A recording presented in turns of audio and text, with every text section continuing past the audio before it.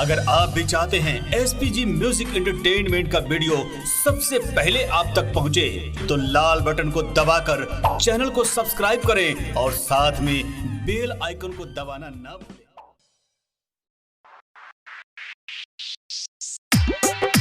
नागिन जस बनावले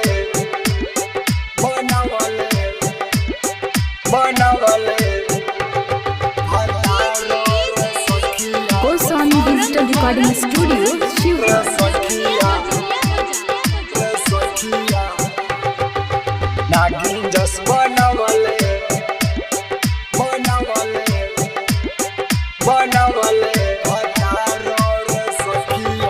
नागिन जस बनवले भतार रे सखिया नागिन जस बनवले भतार नागिन जस बनवले भतार हो नागिन जस बनवले भतार रे सखिया नागिन जस बनवले भतार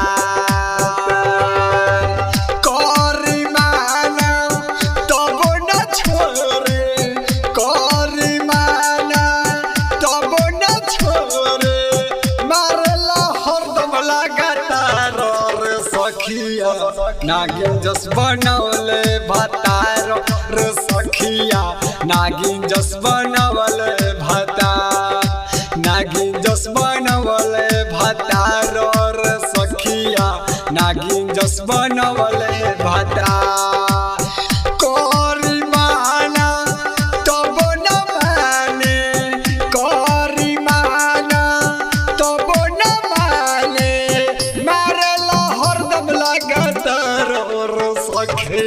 नागिन जस बनवले भतार रे सखिया नागिन जस बनवले भतार नागिन जस बनवले भतार रे सखिया नागिन जस बनवले भतार नागिन जस बनवले भतार रे सखिया नागिन जस बनवले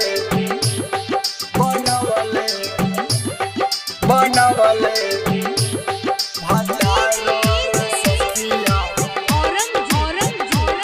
रे सखिया रे सखिया नागिन जस बनवले भतार रे सखिया ले बोलाई हमके बोलाई सजिया पर हमके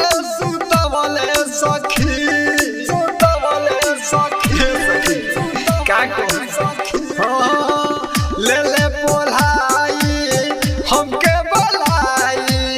सजिया पर हमके सुतवले सखी करिले माना बातो न माने करिले माना बातो न माने बहिया में धके सुतावे रे सखिया नागिन जस बनवले भतार रे सखिया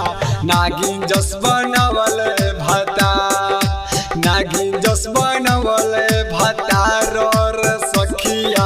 नागिन जस बनवले भतार नागिन जस बनवले भतार रे सखिया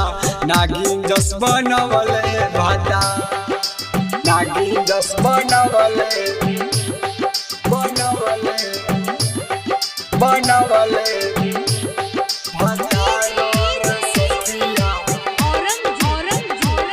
रे सखिया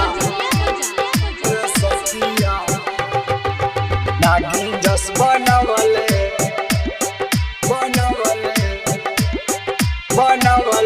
भतार रे सखिया प्रभात गोस्वामी जी के बिहारी लागता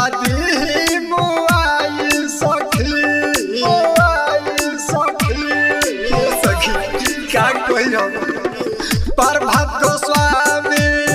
जी के बिहारी लागता दी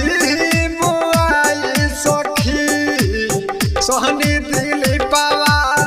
बाटे बेलुरावा सोहनी दिली पावा बाटे बेलुरावा दर्द जस बनवले भतार रे सखिया नागिन जस बनवले भतार नागिन जस बनवले भतार रे सखिया